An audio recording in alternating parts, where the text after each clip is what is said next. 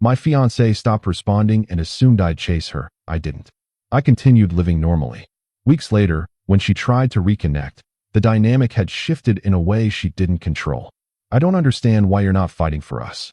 Her voice cracked through the phone speaker, but I just stared at my laptop screen, half listening to her rehearsed disappointment. 3 weeks of silence, and this was her opening line. I closed the spreadsheet I'd been working on and leaned back in my chair. Fighting for us would require there being an us to fight for, wouldn't it? The pause that followed was long enough that I checked if the call had dropped. It hadn't. What's that supposed to mean? I could hear the confusion bleeding into anger, that familiar shift I'd learned to recognize over the past year. It means exactly what it sounds like. Another pause. You've changed. I almost laughed. Yeah, I guess I have. Hey viewers, before we move on to the video, please make sure to subscribe to the channel and hit the like button if you want to see more stories like this. I'm 29, or I was when this all started. She was 27. We'd been engaged for 8 months, together for 3 years before that. The ring had cost me 4 months of savings, and I'd proposed at the same restaurant where we'd had our first date. Looking back, maybe that should have been a red flag. How much I romanticized our past while ignoring our present. But hindsight's always clearer, isn't it? The silence between us stretched thin, ready to snap. I called because I thought you'd want to talk, she said finally. You didn't call for 3 weeks. I figured you'd made your position clear. I was waiting for you to reach out first. There it was. The script I'd heard variations of for months now. The unspoken rule that I was supposed to chase, to pursue, to prove myself worthy of her attention. And I was living my life. I said, "You don't even care, do you?" Her voice had that edge now, the one that used to make me scramble to reassure her. I cared a lot, actually. Past tense. Past tense. You stopped responding to my messages on a Tuesday. It's now Thursday, 3 weeks later. You do the math. I heard her breath hitch. So that's it. We're just done. I'm not the one who went radio silent, remember? The thing about this story is that it didn't start with that phone call. It started months earlier, with small tests that I didn't recognize as tests. She'd take hours to respond to simple texts. She'd cancel plans last minute and wait to see if I'd reschedule. She'd create these little emotional obstacle courses and watch to see how desperately I'd run through them. At first, I did run. I'd double text. I'd ask if everything was okay. I'd bend my schedule into pretzels to accommodate her whims. But somewhere between the 6th canceled date and the 10th, I need space conversation, something in me just stopped. Not out of spite. Not even out of anger, really. I just got tired. Tired of auditioning for a role I'd already been cast in. Tired of proving I cared to someone who seemed more interested in the proof than the relationship itself. So when she stopped responding that Tuesday, after I'd sent a simple, "Want to grab dinner this weekend?" I did something different. Nothing. I didn't follow up. I didn't ask if she was okay. I didn't wonder if I'd done something wrong. I just went to work, went to the gym, met up with friends I'd been neglecting, and started reading that book series I'd been putting off. The first few days were weird. My thumb would hover over her contact, muscle memory almost taking over. But I'd catch myself and put the phone down. By the end of week 1, I wasn't thinking about her much at all. By week 2, I'd reorganized my apartment, started meal prepping, and signed up for a pottery class my coworker had mentioned. Week 3, I felt lighter than I had in months. And then she called. "I can't believe you're being this cold," she said now, her voice pulling me back to the present. "I'm not being cold. I'm being consistent." Consistent? You wanted space. I gave you space. You wanted to see if I'd chase you. I didn't. That's consistency. That's not what I wanted. I rubbed my eyes, feeling the familiar headache of circular logic building. Then what did you want? Silence. Exactly, I said. You're being unfair. I'm being unfair? You literally ghosted your fiancé for 3 weeks as some kind of test, and I'm the unfair one. It wasn't a test. Then what was it? More silence. I could hear her breathing, could almost picture her sitting there, probably in that cream-colored armchair by her window, trying to figure out which angle would work. I was processing, she said finally. Processing what? My feelings. About us. About where this is going. And did you reach any conclusions? I realized I love you. That I want this to work. The words should have meant something. 3 weeks ago, they would have meant everything. Now they just sounded like another move in a game I was done playing. That's great, I said flatly. That's great? That's all you have to say. What do you want me to say? I want you to say you love me too. I want you to say you want to fix this. I stared at the ceiling of my apartment, at the water stain that looked like a distorted map of Ireland. I did love you. I wanted to fix things. But you can't fix something with someone who keeps breaking it to see if you'll repair it. I never broke anything. You broke us. Repeatedly. You just expected me to keep gluing the pieces back together while you figured out if you felt like being whole. Her breathing got sharp, ragged. I can't believe you're saying this. I can't believe it took me this long to say it. The truth was, this pattern had been there from the beginning. I just hadn't wanted to see it. 6 months into dating, she'd gotten upset about something I couldn't even remember now. She'd stopped talking to me for 4 days. For days of me sending worried texts, showing up at her place, basically proving that I cared enough to grovel. When she finally responded, she'd smiled and said she knew I'd come around, like it had all been part of some plan. I'd been so relieved to have her back that I didn't question the dynamic being established. She'd pull away, I'd chase, she'd return, I'd be grateful. Rinse and repeat. Over 3 years, the intervals got longer. The tests got more elaborate. The hoops got higher. And I just kept jumping, kept chasing, kept proving myself to someone who seemed to need proof more than partnership. Our engagement should have been a turning point. Instead, it became a new arena for the same patterns. She tried on her ring for a week, then took it off, saying it felt too soon, even though she'd said yes. She wore it on and off for months like a mood ring, and I was supposed to just accept the uncertainty. Her friends thought it was quirky. My friends thought it was cruel. I thought it was love. So what now? She asked, her voice smaller. Now nothing. You do your thing, I do mine. You're really going to throw away 3 years? I'm not throwing anything away. I'm just done picking things up that you keep dropping. This is because of your ego, isn't it? You can't handle that I needed time to think. I almost admired the pivot, the way she could twist 3 weeks of silence into somehow being about my pride. Sure, let's call it ego. Makes it easier, doesn't it? You're being cruel. I'm being honest. There's a difference. She started crying then, those soft hitching sobs that used to make me want to fix everything immediately. Now I just felt tired. I miss you, she whispered. You miss the version of me that would drop everything to chase after you. That's not true, isn't it? When's the last time we had a conversation that didn't involve me proving something to you? Silence.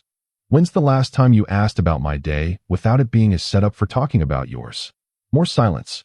When's the last time you did something for us that wasn't contingent on me doing something first?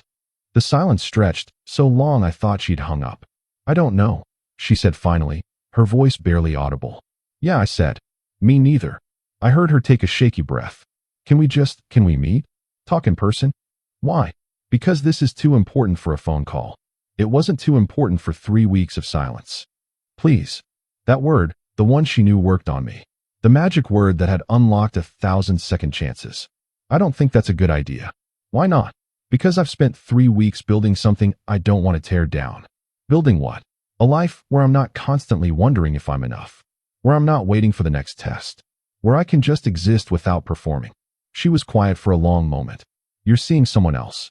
The accusation came out sharp, certain. No, I'm not. Then why won't you see me? Because seeing you means going backwards, and I've gotten used to moving forward. I could hear her processing this, trying to find the angle that would work. I can change, she said. I don't want you to change. I want you to have wanted to be different before I stopped caring if you did. You don't mean that. I really do. Another long pause. The ring, she said. Do you want it back? I hadn't even thought about the ring. It had cost me so much, meant so much when I bought it. Now it just felt like an expensive receipt for a lesson learned. Keep it. Sell it. Throw it in the ocean. I don't care. You don't care about anything anymore, do you? I care about plenty of things.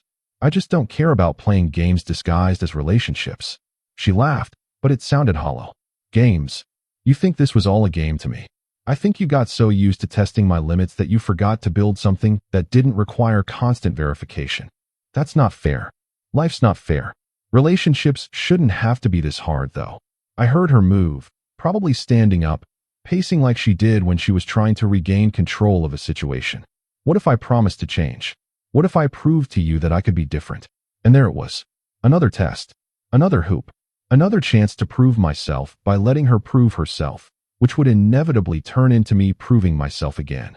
I'm good, I said. You're good? Yeah, I'm good where I am. Alone. Better alone than constantly auditioning. I could feel her anger building through the phone. You know what? Fine. You want to be alone? Be alone. But don't come crawling back when you realize what you gave up. I won't. You will. They always do. That line hit different. They always do. Like I was just another in a series.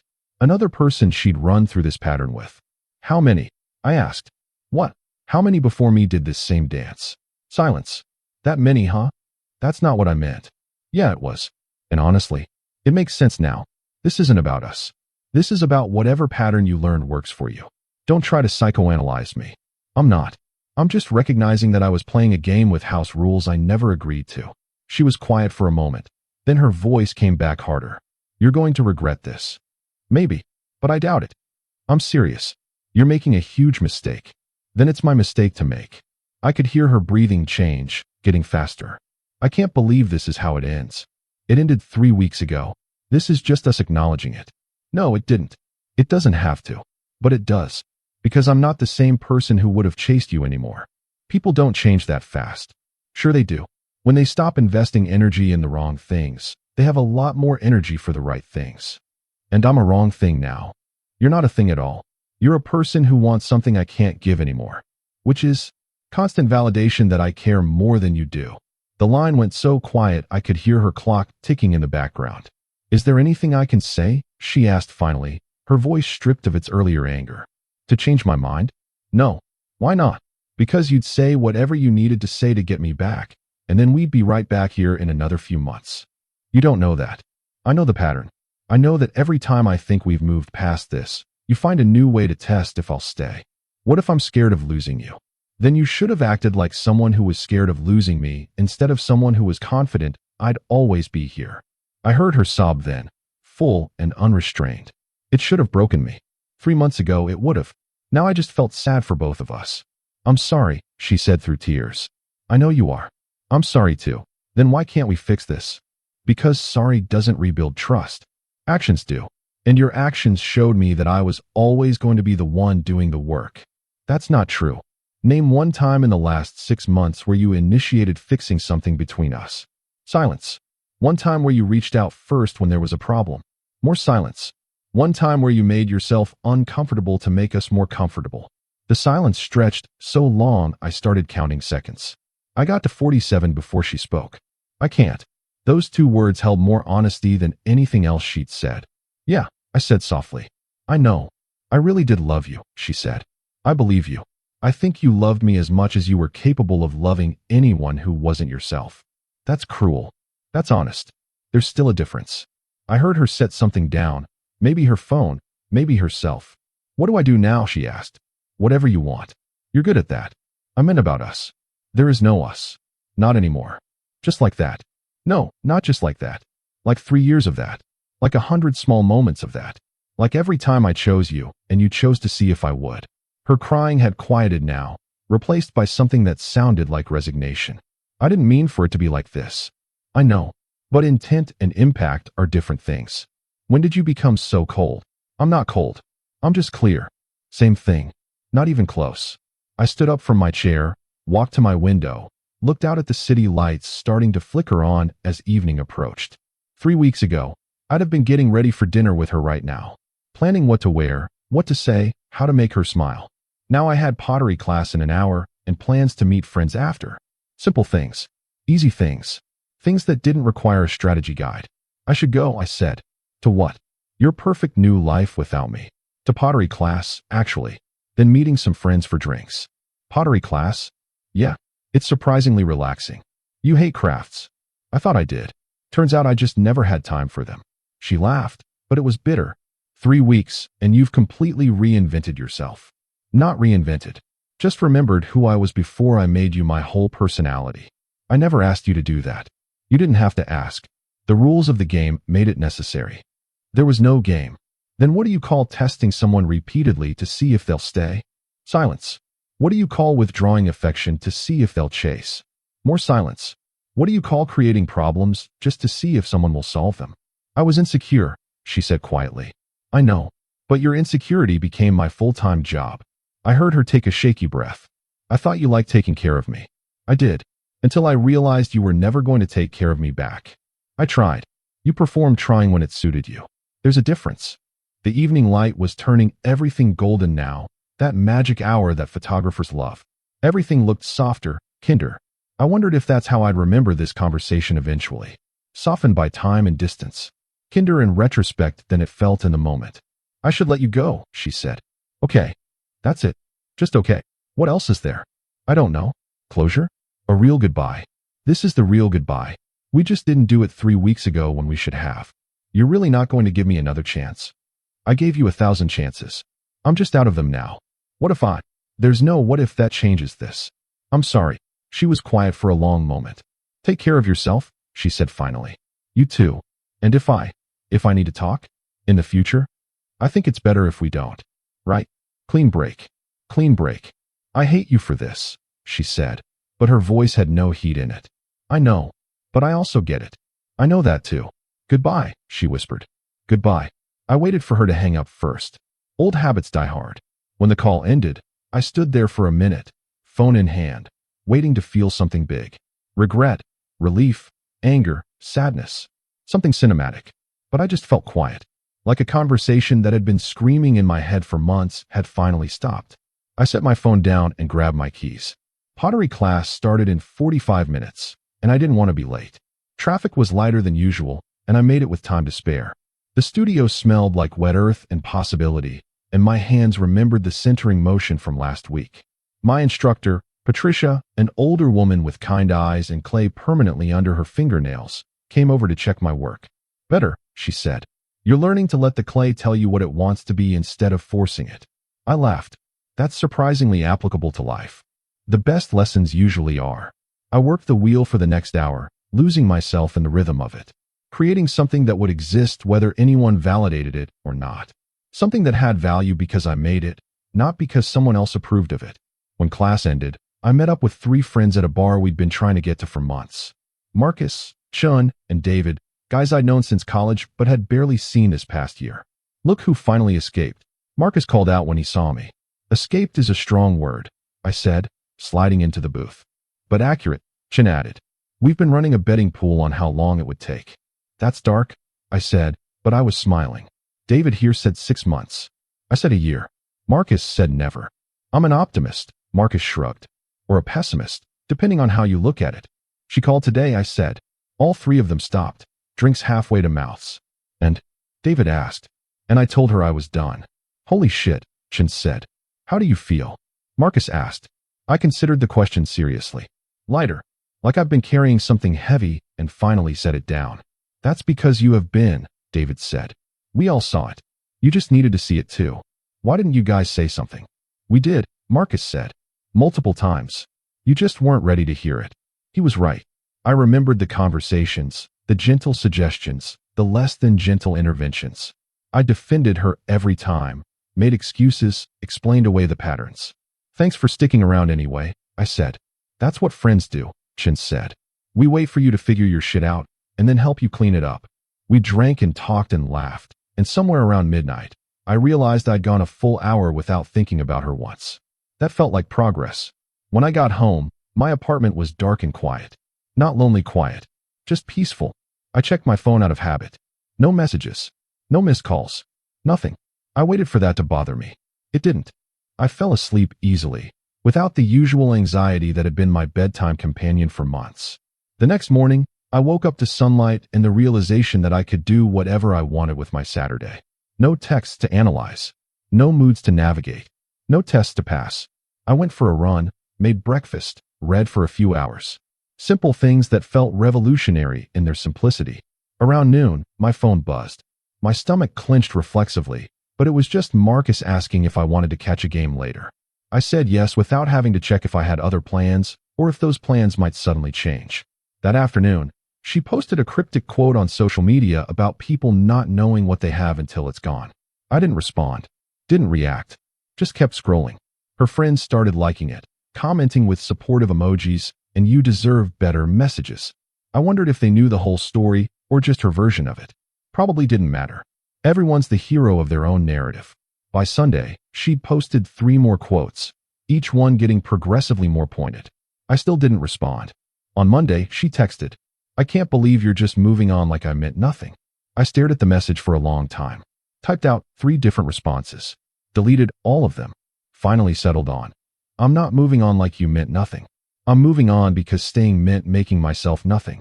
She read it immediately. The typing bubbles appeared, disappeared, appeared again.